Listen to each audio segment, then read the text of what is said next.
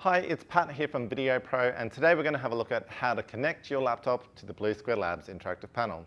Grab the HDMI and USB cable from the box. The HDMI cable will enable video and audio, and the USB will give you the touch response. Without the USB cable, you won't be able to control your laptop from the actual touch on the screen. So let's get them plugged in.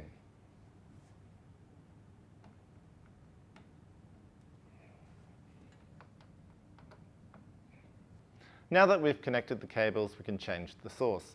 We can access this through the input menu on the side, and you can see that the front HDMI has a green dot beside it, which indicates an active source. To swap it over, simply select that option. You can see that we are now fully interactive and operational. To learn more about the Blue Square Labs interactive panel, check out some more videos in the series.